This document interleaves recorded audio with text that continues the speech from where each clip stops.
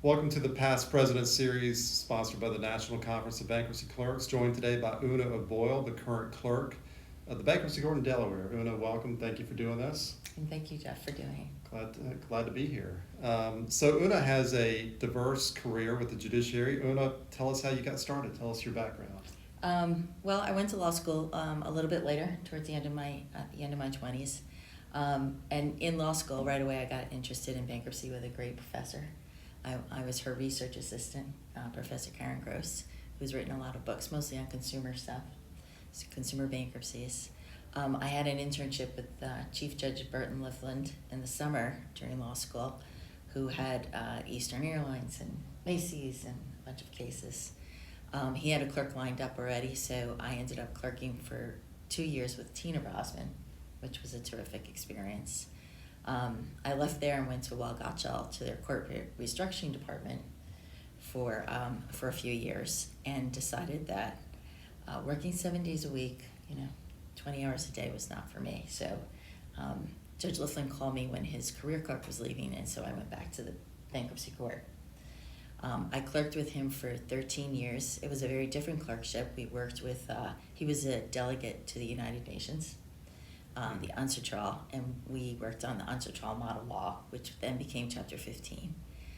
We also worked with the International Monetary Fund on the sovereign debt restructuring, particularly when Argentina was in default again.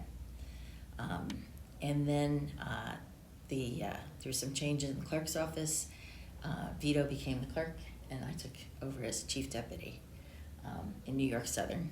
I'm sorry, this was New York Southern Bankruptcy Court all along. And then fast forward a few years, when the clerk job became available in Delaware, I took the clerk job down there. And I think we met when you were still in New York Southern. You were chief deputy of that court, and you were already involved in NCBC. How did you first get involved? As soon as I went from being a law clerk, to going into the clerk's office, I joined NCBC. So for years, I had watched, all the staff in New York go to NCBC conferences, and just how great it was for them. All the things that they learned when they came back, and just all the networking, and the ability for them to just reach out to people around other parts of the country, and people being able to reach out to them. So, I had seen for many years how great NCBC was for everybody. NCBC is great. I would say get involved. After I stepped down as president, I started the legislative committee again. So hopefully that's just starting really to get up and running and work with NCBJ and things like that. But to take advantage of any opportunities you have to join into different committees and things like that.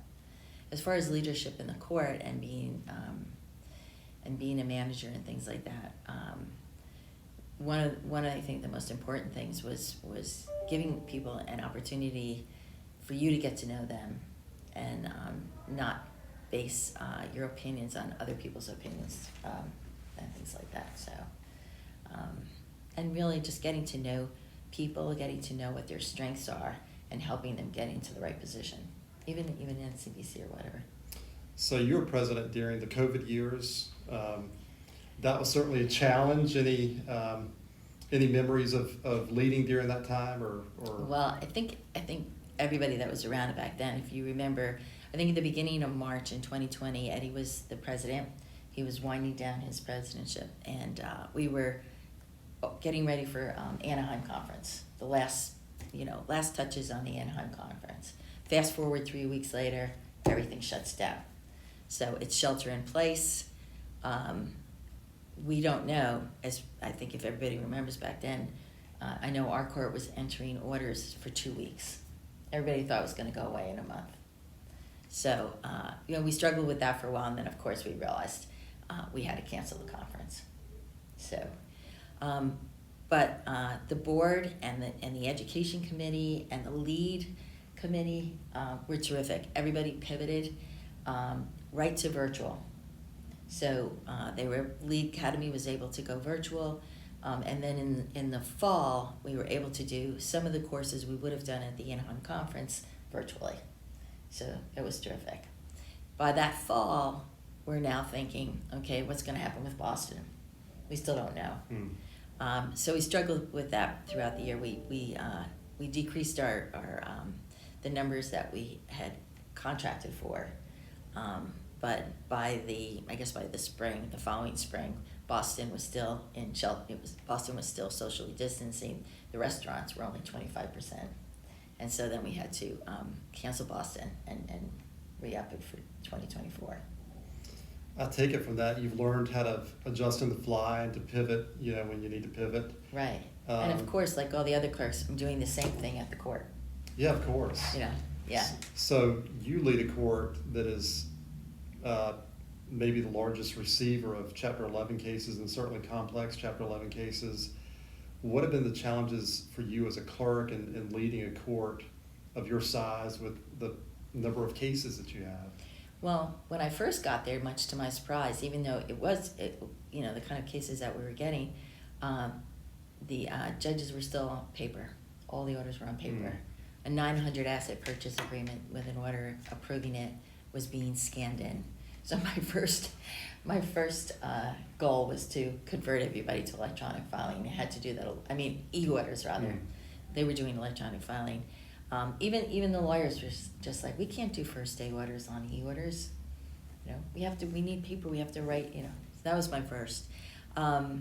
Then Congress we went from 6 judges. Congress gave us 2 more judges, and so with the no net new rules for the judiciary, there was no place to put 2 new judges and 2 new chambers, and so we ended up with a huge construction project. We gutted the clerk's office and built 2 judges' chambers within the clerk's office.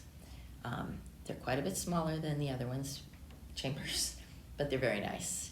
And we're also now short a courtroom because at this point, 8 bankruptcy judges are only entitled to 5 courtrooms. So you've been with the judiciary through many changes. We've had the Bankruptcy Reform Act of 2005. We've had the challenges with COVID. We've had changes to the law that have added the sub-Chapter 5. What have you been most proud of in terms of your leadership and things that you've done to improve the court or to lead the court through change? I think really, really being able to do more with less, and I think we've all had to do that. We're very streamlined. When I got to Delaware, people had individual jobs. Now everyone's kind of cross-trained to do different things. My staff, they go overboard. They're appointing judges on Saturdays or Sundays, so the judge has an opportunity, when a big case files, to know that they've got this case coming out Monday. They can actually go online and start looking at the first day orders and things like that. And so I think really making the court extremely efficient and responsive to our stakeholders. So that opportunity for cross-training, that's emphasized a lot at the NCBC conference. You've got an opportunity to come together with people that do the job that you do and maybe to learn from others. What would you recommend someone who's new to the judiciary, what would you recommend that they do? How do they get involved? How do they find these opportunities for cross-training and for networking and for learning what they do? Well, one of the things our president, Andrea, she was chair of the outreach committee, and this was especially helpful during COVID. The outreach committee reaches out to all new chief deputies and clerks, and introduces them to NCBC and gives them the opportunity to join for a year for free. But more importantly, gets them mentors if you want a mentor and things like that. The Lead Academy similarly has mentors for different people. With the whole of NCBC, bankruptcy staff, etc., can always reach out and get a mentor. I know when my one finance person was fairly new and lost our administrative person, she really felt lost. She really wanted to have somebody who did finance in another court as a mentor, someone who she can call, and that's what we got her. And I think it's the same with HR and people, especially in smaller courts, who are wearing several different hats, and they weren't trained as an HR person. It's wonderful to have someone else to reach out to in another court. And the conferences provide that a lot too. You get to reach out to, you get to meet a lot of people around the courts, in the different bankruptcy courts, and even on our breakout sessions, which are targeted towards finance or HR or things like that, where you can actually meet people who are doing the same job as you.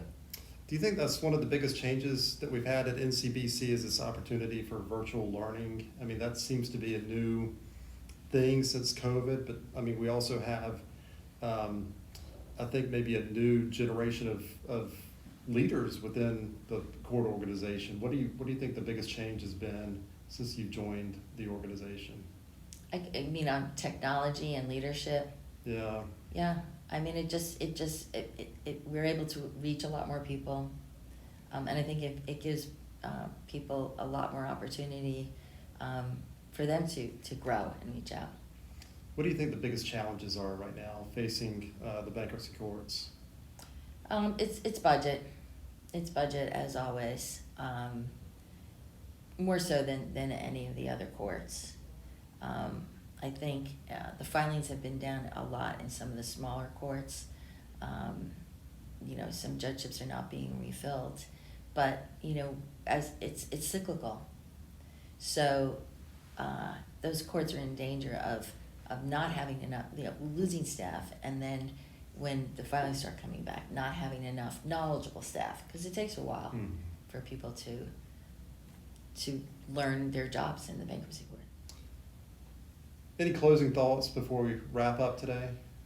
I think what I'd like to see NCBC going forward, and we're working on this, is to get more of the clerks of courts involved and more of the chief deputies involved, and that will bring more of the staff people in.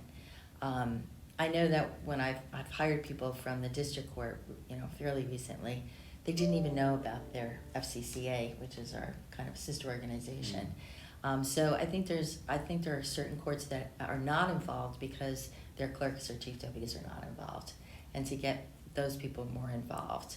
And one of the other things we haven't talked about on NCBC is the other benefits that we have is just the insurance programs and things like that that those people are missing out on because they don't know a whole lot about NCBC. So we've definitely expanded our outreach programs, but I think a pivotal point is to get more clerks and chief deputies involved. And there's a lot of new clerks and chief deputies in the bankruptcy community. So I think we have an opportunity there. A lot of opportunity, time to get involved. Una, thank you for your time. Thank you.